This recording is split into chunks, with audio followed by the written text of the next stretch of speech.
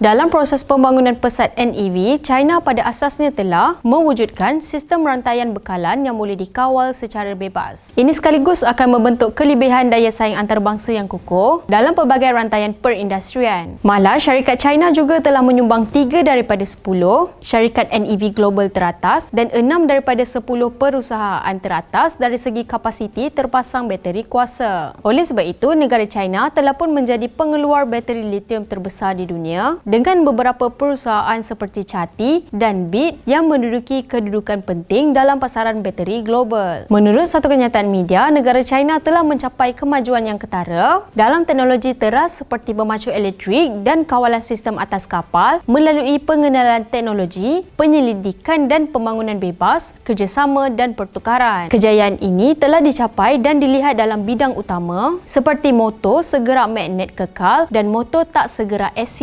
Selain penyelidikan dan pembangunan R&D bebas oleh pengeluar NEV domestik, kumpulan gergasi teknologi China termasuk Huawei, Beidou dan Tencent juga telah melabur banyak dalam R&D teknologi pemanduan autonomi. Bukan itu sahaja, syarikat NEV China seperti BIT, NIO, XPeng, Li Auto dan Geely telah melancarkan model dengan ciri pintar yang kaya, meningkatkan keselamatan dan kemudahan pemanduan. Perkembangan industri NEV China ini telah membimbing R&D, pembuat kereta global dan mengubah secara mendalam struktur industri automotif global. Malah banyak jenama automotif antarabangsa yang telah melihat potensi pasaran China dan telah mempercepatkan R&D dan promosi NEV. Oleh sebab itu, kejayaan teknologi China dalam pelbagai rangkaian pengeluaran NEV juga telah meningkatkan inovasi teknologi dalam industri automotif global. Terdahulu, NEV buatan China telah berkembang pesat dan mendapat sambutan di pasaran luar negara bersama bateri litium dan sel solar. Sektor ini sekaligus menjadi industri tonggak baharu yang memacu ekspor dan pertumbuhan ekonomi China, mempamerkan hasil usaha China untuk meningkatkan kecekapan dan kualiti pertumbuhan ekonomi serta mewakili hala tuju transformasi ekonomi negara. Melihat kepada kejayaan yang dicapai oleh negara China ini, maka tidak heranlah bagaimana negara China mampu berkembang menjadi sebuah negara paling disegani dalam bidang sains dan teknologi moden. Ini juga sekaligus telah menjadikan China sebagai negara contoh di kalangan negara-negara membangun yang lain. China inspirasi dunia.